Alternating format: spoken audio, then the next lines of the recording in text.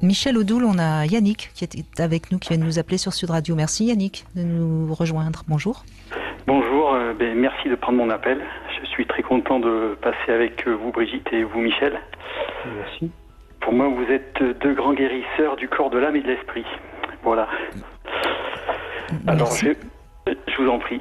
Je vais vous parler un peu de mon problème. À l'âge de la quarantaine, j'ai eu une douleur sur la cuisse gauche, le côté extérieur. Et je faisais, à l'époque, beaucoup de courses à pied, un peu de vélo, tout ça.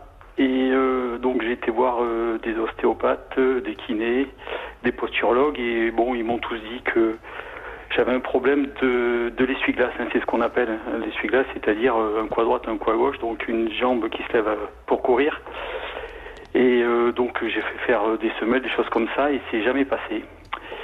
Et donc c'est une douleur, alors c'est supportable,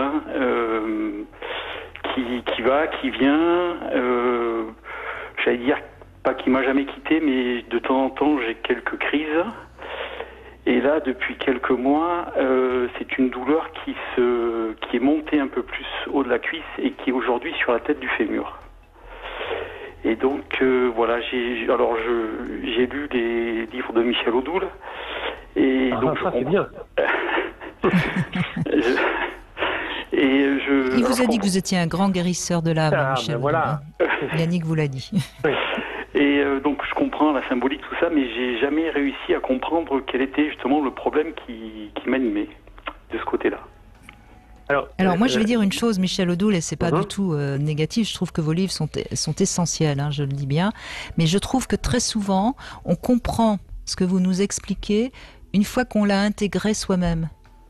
Absolument. Vous voyez ce que je veux dire ? C'est-à-dire que tant qu'on n'a pas intégré quelque chose qui nous fait mal, par exemple, de toute façon, on a beau vous lire, ça ne nous aide pas à aller mieux. C'est la différence entre la compréhension du cerveau et la compréhension du cœur. C'est ça, exactement. Ouais, c'est ce que vous aviez dit. Et donc vous avez encore le cœur un peu fermé, Yannick. Il va falloir ouvrir le cœur. Eh bien, écoutez, c'est une phrase que j'avais retenue lorsque Michel Odoul était passé dans une émission. C'est que le cœur, la tête comprenait, le cœur appliquait. Et donc ça je peux le comprendre. Pour compléter un peu mon explication, j'avais fait une séance de shiatsu avec un professionnel, et il m'avait dit que ça correspondait au méridien de la vésicule biliaire. Absolument. Et on a là toute la clé. On a la clé jambe gauche, c'est ça ? Oui, c'est ça. Jambe gauche, trajet du méridien de la vésicule biliaire, physiquement parlant sur une des ramifications du nerf sciatique. Oui, c'est ça, oui. Qui se ressentent et se manifestent plus particulièrement quand vous courez. Et donc, on met tout ça dans un shaker, on secoue bien, et ça va nous donner un cocktail qui est sans doute en train de nous parler d'une problématique de place. Qu'est-ce qui s'est passé à 40 ans ? Vous avez eu un questionnement ou une contrainte à changer de place ? Vous avez eu une tension avec une autorité ? Écoutez, j'allais dire pas plus que ça. Si vous voulez, je faisais du sport, course à pied, vélo, natation. Et quand on regarde la symbolique de ces trois sports, en fait, on est toujours en ligne et dans un couloir. Et j'allais dire, j'avais envie de sortir du couloir. Mais oui. Parce que le méridien de la vésicule biliaire dont vous parlez, le point qui est au milieu de la cuisse, qu'on trouve quand on plaque les mains le long des cuisses au bout du majeur, s'appelle le point du garde à vous. D'accord. Ça vous a parlé, Yannick, il me semble. Ouais, le point du garde à vous. Ouais, c'est vrai que c'est un peu moi, ouais. Rester figé au garde à vous et ouais. C'est ça. Et donc avec la jambe gauche, donc le lien, une relation à une symbolique d'autorité, c'est quelque chose d'extrêmement fort et je pense qu'il remonte à très loin. D'accord, ouais. Oui, donc certainement une généalogie même du côté des hommes, où on est en effet militaire, petit soldat, et on reste droit dans ses bottes et dans les on marche droit dans les rangs. Dans les rangs et dans l'effort en plus. Oui, c'est ça, oui, dans l'effort, surtout dans l'effort, oui. Et oui. Ouais. Faut pas lâcher prise, attention, c'est dangereux. D'accord. Non, mais si vous voulez, je lâche pas prise. Alors, le côté vésicule biliaire m'avait fait penser à quelqu'un qui se fait de la bile. Mais justement, il faut lâcher prise, Yannick. Et oui, il faut lâcher prise. Si vous voulez, derrière la vésicule biliaire, vous avez tout ce qui est en lien avec les frustrations, le sentiment d'injustice et de non-justesse des choses, de la contrainte qui est subie, en fait, etc. Et la vésicule biliaire est un des vecteurs fondamentaux de l'émergence de la colère, hein, par le ressenti J'ai l'habitude de résumer dans les formations l'énergie de la vésicule biliaire et les gens qui ont cette énergie en tension, disant que ce sont des Don Quichotte habillés en Zorro, c'est-à-dire qu'il y a à l'intérieur d'eux-mêmes un perçu et une sensibilité extrême par rapport au sens de la justice et de l'injustice. Ouais, non, mais ça c'est vrai. C'est vrai que le côté injustice me met souvent en colère. Ouais. Et d'ailleurs, c'est pour ça que je veux pas être pessimiste, mais des fois j'ai un côté, la vision de la nature humaine, des fois m'attriste un peu, quoi, parce que j'ai sans arrêt ce besoin, enfin pas ce besoin, mais de rechercher la justice Yannick, et la justesse. Ouais. Je comprends bien, mais je crois qu'il faut vraiment toujours se rappeler que l'être humain n'est pas parfait, et c'est vrai qu'il y a beaucoup à dire sur les mauvaises personnes, mais il y a aussi beaucoup à dire sur les belles personnes. Et voyez plutôt les belles personnes, et ça vous aidera à être un peu moins en colère. D'accord. C'est important, parce que bien sûr que c'est insupportable de voir le comportement de certaines personnes, mais il y a aussi de l'autre côté des gens qui font des choses extraordinaires. Et c'est la manière dont on va regarder le monde qui va nous faire du bien ou nous faire du mal. Ouais. C'est comme... si vous voulez, ça fait partie de mon tempérament, mais je vois plutôt la bouteille vide, la moitié vide qu'à moitié pleine. Et c'est un peu ce côté-là aussi. Je vois plutôt le côté négatif chez les gens que le côté positif. Ouais. Mais parce que oui, mais parce qu'on vous a... C'est la manière du coléreux, je vous en prie, c'est la manière du colérique de fond, quelles que soient les raisons de cette colère, de se motiver.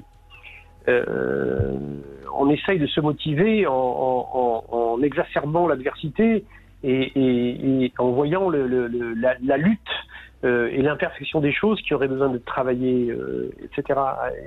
Et c'est ce qui vous donne des modes de réaction qui sont des modes de réaction qui vous conduisent à la contrainte, c'est-à-dire que vous imposez la même violence à votre corps par les pratiques physiques. Oui, tout à fait. Sauf que vous pouvez obtenir la même chose. Oui, je crois que c'est aussi par rapport à la notion d'impuissance. On est impuissant à rendre le monde totalement meilleur. Donc il faut juste faire sa part et puis ne pas et lâcher prise sur tout ce qu'on voit qui ne fonctionne pas plutôt que de se mettre en colère.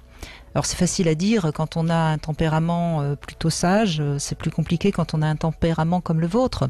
Mais peut-être que au lieu d'aller faire de la course, du vélo, de la natation, etc., voyez aussi qu'est-ce que vous pourriez faire pour vous donner un peu plus de plaisir.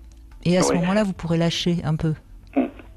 Tout à fait. Bon, alors, j'ai arrêté, j'ai mis ça un peu entre parenthèses, et c'est vrai que je pratique un autre sport aujourd'hui, mais c'est vrai que je reconnais ce côté pugnace chez moi qui fait que, l'avenir est forcément un combat. Et ça, je comprends qu'il faut que je me départisse de ça, que je prenne, comme vous dites, la vie comme elle vienne et sans forcément se battre. Il y a un art martial qui vous fera un bien fou, je pense, à pratiquer, si ça vous parle, évidemment, il faut que ça vous corresponde, mais qui est un art martial qui s'appelle l'aïkido. D'accord.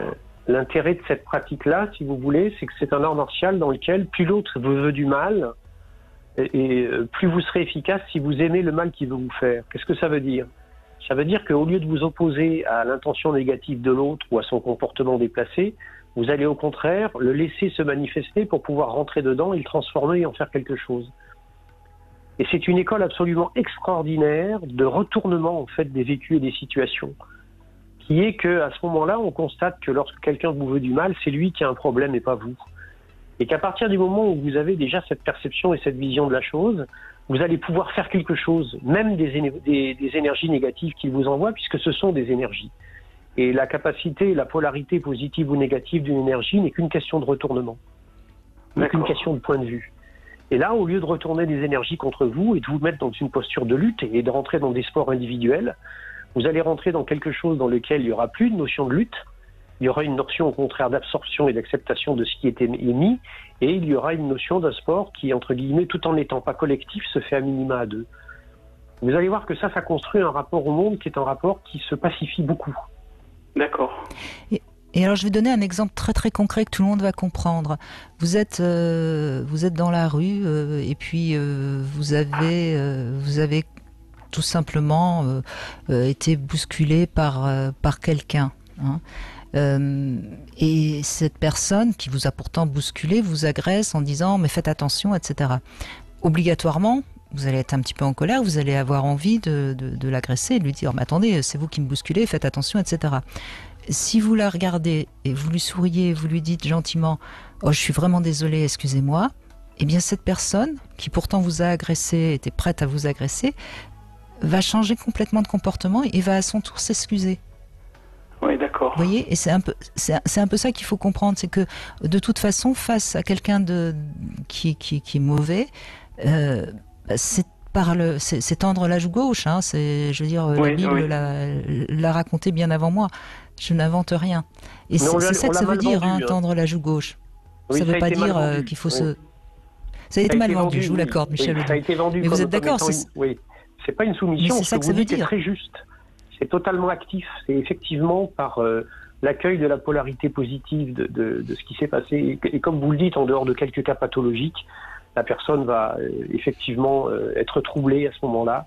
Moi, j'avais appris un jour ça dans un carrefour où j'avais une altercation avec quelqu'un. J'avais appris ce jour-là que dans la vie, pour se battre, il faut être deux. Exactement. Et ça, on l'apprend beaucoup à cheval aussi. Oui. Donc c'est ça qu'il faut que vous compreniez, Yannick. Vous ne changerez pas le monde. Vous pouvez juste changer tout doucement autour de vous tout ce que vous allez croiser, rencontrer. Et ça va vous donner une paix intérieure et à mon avis, vous allez vous sentir beaucoup mieux. D'accord, ben merci pour vos conseils. Mais je vous en prie, merci à vous, Yannick. Une dernière demande. Oui, bien sûr. Une dédicace me ferait plaisir. De Michel et de vous. De qui? De Michel et de vous. Voilà, merci beaucoup. On va voir ça avec vous au standard. Vous ne raccrochez pas, on va prendre votre adresse et on vous enverra ça. Merci. Yannick. Allez, une petite pause, Michel Odoul. Qu'est-ce qu'on a comme compliment? Aujourd'hui, on a bien fait de venir. C'est vrai, mais franchement, je suis ravi d'être là. Moi aussi. Allez, on fait une petite pause quand même et puis on se retrouve tout de suite.